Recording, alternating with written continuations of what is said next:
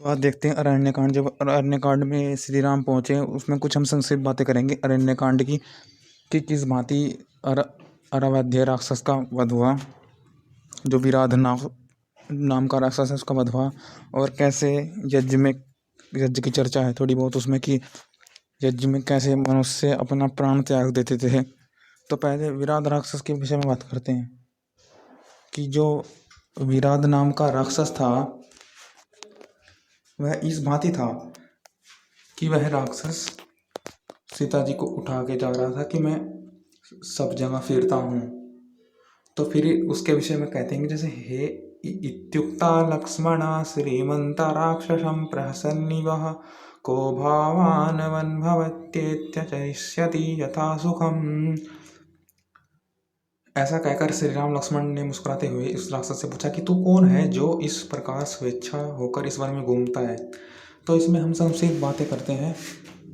इसकी बातें इस प्रकार से हैं कि उस राक्षस ने कहा तुम यहाँ से भाग जाओ, तुम्हें छोड़ दूंगा, सीता को ले जाने दो। तो उस पर श्री राम को क्रोध आया, तो श्री राम ने उस पर भयंकर प्रहार करे। तो वो फिर भी हार नहीं मानी। उस राक्षस ने श्री राम और लक्ष्मण को अपने बुझाओं में कैद करके बुझाओं में लेकर चल दिया। तभी माता सीता ने, इसमें लिख रखा है कि माता सीता कहती है कि हे राक्षस, तो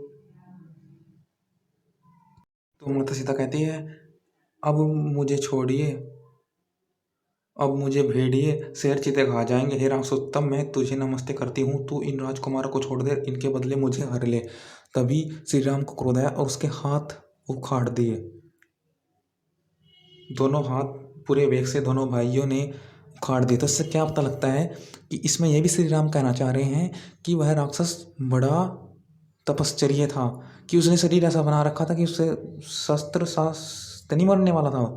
उसको मारा भी दबा करके, उसको मूर्छित करके शरीर उसमें भूमि में दफना दिया, जिससे कि वह सांस न ले पाए उसका। क्योंकि वह इसमें लिख रखा है कि यह राक्षस ऐसा है आगे कि देखो देख रखे हैं बाई भुजा को तोड़ दिया, इस तलवारों से सज विजय था, परंतु अचल अवध्य कहा कि यह शस्त्र से मन नहीं मर रहा। तो इससे एक हम सीख ये भी ले सकते हैं कि अगर देखो उसकी भूमि हाथ उखड़ने मात्र से वह जमीन पे धड़ाम गिर पड़ा, जैसे कुछ पर्वत टूट के गिर जाता है। तो वो इसलिए है कि भले ही शरीर कितना ही हम दृढ़ बना ले, परंतु हम उससे गलत कार्य करेंगे तो हमारा कोई एक अंग भी तोड़ देगा ना, तो उससे हमें बहुत बड़ी हानि उठानी पड़ेगी। कि शरीर का एक, जैसे कहते हैं कि पांचों उंगली पांचों भाई साथ मिलकर चलते हैं, अगर एक भी कुछ कम हो गया ना तो उसका अस्तित्व नहीं रहता। अगर सब मजबूत हैं, शरीर इतना मजबूत बना लिया, तो वह किसके सहारे रहे। देखो कमजोर तो रह जाता है, परंतु जिसने शरीर विशालकाय बना रखा है राक्षस ने, उसके अगर हाथ उखड़ गए तो उसका बैलेंस बिगड़ गया, तो फिर वो गिर पड़ा। तो उसका लाभ उठा करके उन्होंने उसको आघात दिए, फिर उसको भूमि पर दफनाया। तो इसलिए कहते हैं कि सबको साथ रहना है, सब साथ मिलकर चलना है। अगर एक भी अवगुण आया तो हमारा सती कर देगा। जो अपनी हर जो अपने हर अंग का, अपनी हर जो अपनी चीज़ है, शरीर अपना है, उसके हर अंग अपने हैं, उनमें से किसी को भी किसी के साथ गलत कार्य करेगा जिससे भी, तो वह जो तो फिर उसका पूर्ण शरीर ही नष्ट है, चाहे वह कितनी करे, दृढ़ बना ले शरीर को। उसने राक्षस ने अपना हाथ भी दृढ़ बनाया था, परंतु हाथ के दृढ़ता उखड़ जाने से तो शरीर भी नष्ट हुआ, शरीर भी एक तरह से धड़ाम गिर पड़ा, शरीर भी असहाय सा हो गया, फिर उसको दफना दिया। और दूसरी इस विषय में ये भी है, देखो इसमें कह रहे हैं कि राम अब नरकेसरी गए, जिन्होंने राम को एक आश्रम, सुतीक्ष्ण ऋषि का आश्रम एक नरकेसरी ऋषि ने दिया।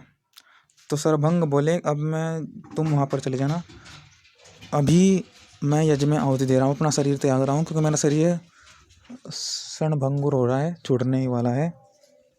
देखो कह रहे हैं इसमें, तो विशाल अग्नि ऋषि लोग अपने तप के द्वारा मृत्युंजय बन जाया करते थे। जब वे समझते थे कि हमारा शरीर जीर्ण हो गया है, वे क्षण अपना शरीर त्याग दिया करते थे। जैसे परंपरागत यह समय सिकंदर तक चलती रही थी।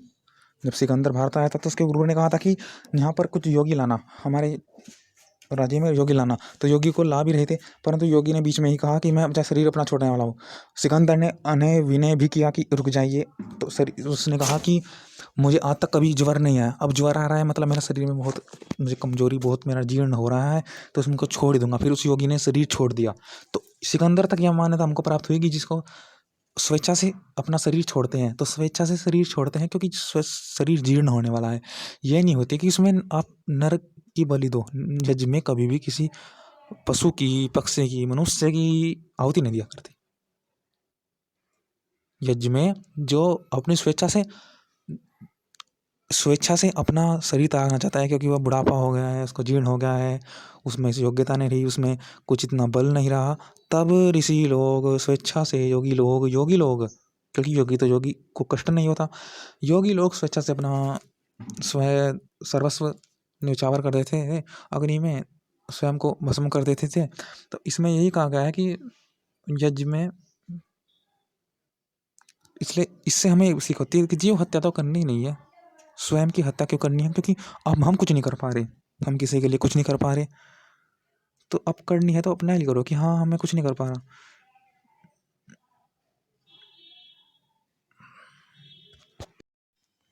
यज्ञ में हिंसा तो करनी नहीं, क्योंकि हिंसा क्यों नहीं करनी, इसका यह है, देखो हम शरीर त्याग रहे जी भाई, अग्नि तो बहुत प्रिय है, अग्नि बहुत अच्छी है कि हमारा कष्ट दूर कर पा रही है, हमने कुछ साथ दे रही, तो अग्नि की हम प्रशंसा के मात्र इसलिए हम त्याग देते हैं कि अग्नि अच्छी है, मैं अच्छा हूँ, अच्छा जन्म लूँगा, अग्नि अच्छी है, तो अग्नि के विषय में अच्छी करनी है। अगर हम कुछ आहुति देने, कुछ पाने के लिए करते हैं, तो फिर उसका पाने की इच्छा रहती है, फिर ना तो हम अच्छाई तक जाते हैं, अच्छाई गहरा तक नहीं जाते, फिर तो हम उसका वस्तु का जो हम पाना है उसकी उस पर फोकस रहता है, उस पर ध्यान रहता है, ना अग्नि की प्रशंसा कर पाते, ना अपनी प्रशंसा कर पाते। अग्नि बहुत अच्छी है, हमारा कष्ट दूर करती है, ना ये पता आपको, ना इसका भान पता कि कितनी गहराई से अच्छी है अग्नि, हमारा कष्ट दूर करती है। तो यज्ञ को भी यज्ञ की भावना से गहराई तक करें, उसका ऊपरी भाव क्या करना, ऊपरी भाव नहीं करना उसका। तो रामायण में 3 सीख मिली हमको अभी तक कि ऊपरी भाव तक नहीं करना, अंदर तक जा करके करना है। आवश्यकता पड़ने पर अग्नि हमारा साथ देगी, अग्नि देती है, अन्य विषय पर वीडियो भी उपलब्ध है चैनल पर, अग्नि साथ देती है। और शरीर का जो बढ़ाया है, उस शरीर का उपयोग क्या है, अगर एक भी अंग खराब हुआ तो फिर सारा नुकसान होगा, कि जिसका भी हमने कार्य किया उसकी रक्षा भी करनी है। शरीर की बढ़ाया तो उसकी रक्षा भी करनी है, उससे गलत करोगे तो फिर वह आपको पूर्ण रूप से ही नुकसान करेगा, क्योंकि हर एक अंग दूसरे अंग का सहायता करता है, तो एक अंग गया तो दूसरा अंग भी गया। और तीसरी बात हमने सीखी कि कमल के पत्तों के समान हमें क्या होना है, कमल का पत्ता के हमें खिलखिलाते हैं। यज्ञ में कमल, ऋषि कमल के पत्ते के साथ होते थे वहाँ पर। यज्ञ में जब राम जी गए कि पूरा वातावरण पुष्पों से, फूल से, कंद से, फूल से, फल से, कंद से रखा हुआ था पूरे, वहाँ पर मनमोहक दृश्य था वह एक तरह से। कमल के पत्तों का ये फायदा होता है कि जो हमें नींद नहीं आने देता। नींद क्यों नहीं आने देता? क्योंकि उत्साह आता है कि कमल के पत्ते, वाह, मनमोहक, जो हमें कार्य में लगाए, जो हमें कुछ सोचने का विषय करे, जो हमारी जो हम चाहते हैं, जो हमारी इच्छा है उसको पूर्ण करने में ही लगाए, हमें नींद ना आने दे। तो प्रकृति को देख करके हम अपने कार्य में लगे रहते हैं, यह जगह आदि में। तो 3 शिक्षा मिली हमें अभी तक रामायण में।